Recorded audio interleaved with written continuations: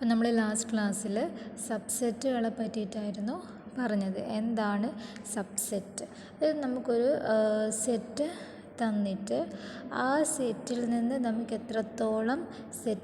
വേറെ എത്രത്തോളം സെറ്റുകൾ നമുക്ക് ഉണ്ടാക്കാൻ പറ്റും, അതിനെയാണ് നമ്മളതിൻ്റെ സബ്സെറ്റ് എന്ന് പറയുന്നത്.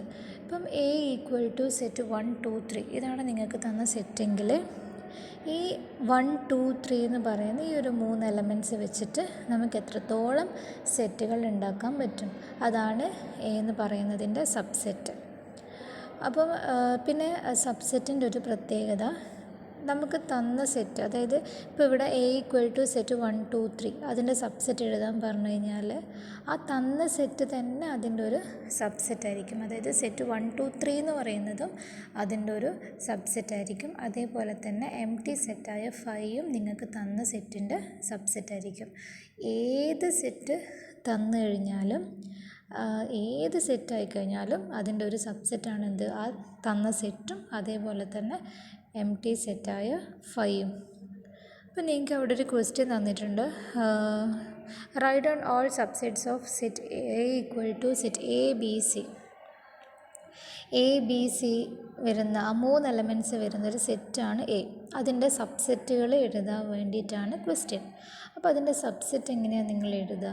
അതായത് ഈ ABC വെച്ചിട്ട് നിങ്ങൾക്ക് എത്രത്തോളം സെറ്റുകൾ ഉണ്ടാക്കാൻ പറ്റുമോ അത്രത്തോളം സെറ്റുകൾ നിങ്ങൾ ഉണ്ടാക്കുക. അതിനാണ് അതിൻ്റെ സബ്സെറ്റ് എന്ന് പറയുന്നത്. അപ്പോൾ നമുക്ക് ആദ്യം തന്നെ നമ്മളിപ്പം പറഞ്ഞൊരു കാര്യമാണ്, തന്ന സെറ്റും എംപ്റ്റി സെറ്റും എന്താണ്, സബ്സെറ്റാണ് എന്ന്. അപ്പോൾ ഇവിടെ തന്ന സെറ്റ് എന്താണ്, സെറ്റ് ABC ആണ്. അപ്പോൾ സെറ്റ് ABC എന്ന് പറയുന്നത് ഇതിൻ്റെ ഒരു സബ്സെറ്റാണ്.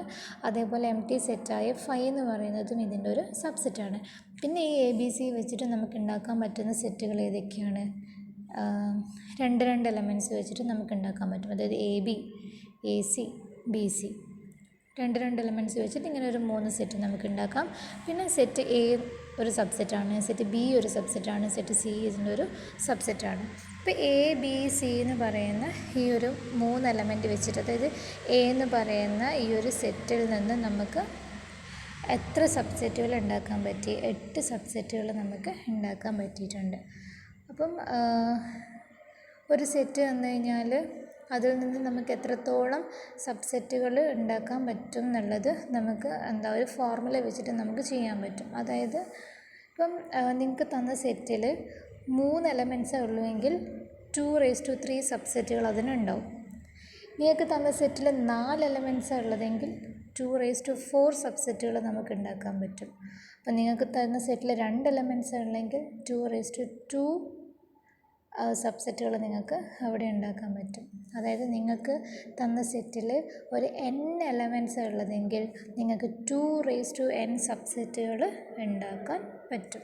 ഓക്കെ, അപ്പോൾ ഇതാണ് സബ്സെറ്റ്. ഇനി അടുത്തത് സൂപ്പർ സെറ്റ്. അപ്പം അത് നമ്മൾ ഓൾറെഡി ഡിസ്കസ് ചെയ്തതാണ്. A എന്ന് പറയുന്നത് ബീൻ്റെ ഒരു സബ്സെറ്റ് ആണെങ്കിൽ ബീനെ പറയുന്ന പേരാണെന്ത്, superset. Okay, if A is a subset of B, then B is called the superset of A. അതായത് A എന്ന് പറയുന്നത് ബീൻ്റെ സബ്സെറ്റാണ്, അതായത് B ആണ് അവിടെ വലിയ സെറ്റ്. അപ്പോൾ ആ വലിയ സെറ്റിനെ നമ്മൾ വിളിക്കുന്ന പേരാണെന്ത്, സൂപ്പർ സെറ്റ്. ഓക്കെ, ഇനി അടുത്തത് എന്താണ് പ്രോപ്പർ സബ്സെറ്റ്? പ്രോപ്പർ സബ്സെറ്റ്, ഇത് പ്രോപ്പറായിട്ട് അതിൻ്റെ ഒരു സബ്സെറ്റാണ്. നമുക്ക് അറിയാം, ഇപ്പോൾ ഒരു സബ്സെറ്റ് എന്ന് പറയുന്നത് നമ്മൾ ഇപ്പോൾ ഒരു സെറ്റ് തന്നു കഴിഞ്ഞാൽ അതിൻ്റെ സബ്സെറ്റ് എന്ന് പറയുന്നത് ആ സെറ്റ് തന്നെയാണെന്ന് നമ്മൾ പറഞ്ഞിട്ടുണ്ട്. അതിൻ്റെ ഒരു സബ്സെറ്റ് എന്ന് പറയുന്നത് ആ തന്ന സെറ്റ് തന്നെയാണ്. പക്ഷേ ആ തന്ന സെറ്റ് തന്നെ നമ്മൾ സബ്സെറ്റായിട്ട് എഴുതുന്ന സമയത്ത് അതിനൊരു പ്രോപ്പർ സബ്സെറ്റ് എന്ന് നമുക്ക് പറയാൻ പറ്റില്ല. കാരണം അത് അതിൻ്റെ ഒരു സബ്ബായിട്ട് വരുന്നതല്ല, ശരിക്കും ആ ഒരു സെറ്റ് തന്നെയാണ് നമ്മളവിടെ സബ്സെറ്റായിട്ട് എഴുതുന്നത്.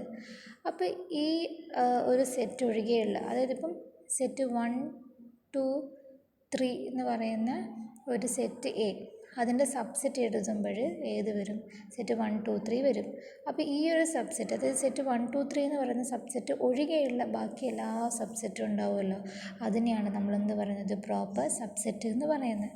ഇപ്പോൾ നമ്മൾ തൊട്ട് മുന്നേ ഡിസ്കസ് ചെയ്ത പ്രോബ്ലം എന്താണ്, സെറ്റ് ABC, A എന്ന് പറയുന്നത് സെറ്റ് ABC ആണെങ്കിൽ അതിൻ്റെ സബ്സെറ്റൊക്കെ നമ്മൾ എഴുതിയിട്ടുണ്ട്. അപ്പോൾ അതിൻ്റെ സബ്സെറ്റ് എഴുതിയതിൽ ഈ സെറ്റ് ABC എന്ന് പറയുന്ന സെറ്റിനെ അങ്ങ് ഒഴിവാക്കുക. ആ സെറ്റ് എ ബി സി ഒഴികെയുള്ള ബാക്കി എല്ലാ സബ്സെറ്റുകളെയാണ് നമ്മൾ എന്ത് പറയുക, അതിൻ്റെ പ്രോപ്പർ സബ്സെറ്റ് എന്ന് പറയുന്നത്. അപ്പോൾ പ്രോപ്പർ സബ്സെറ്റിൻ്റെ പ്രത്യേകത, പ്രോപ്പർ സബ്സെറ്റ് എന്ന് പറഞ്ഞു കഴിഞ്ഞാൽ തന്ന സെറ്റിനേക്കാളും എന്തായാലും എന്തായിരിക്കും, ചെറുതായിരിക്കും. ഓക്കെ, ആ തന്ന സെറ്റിന്, അതായത് നമ്മൾ എഴുതുന്ന സബ്സെറ്റ് എഴുതണമെങ്കിൽ നമുക്കൊരു വലിയ സെറ്റ് വേണം. അപ്പോൾ ആ ഒരു വലിയ സെറ്റിനേക്കാളും നിർബന്ധമായിട്ടും എന്തായിരിക്കണം, ചെറുതായിരിക്കണം അതിൻ്റെ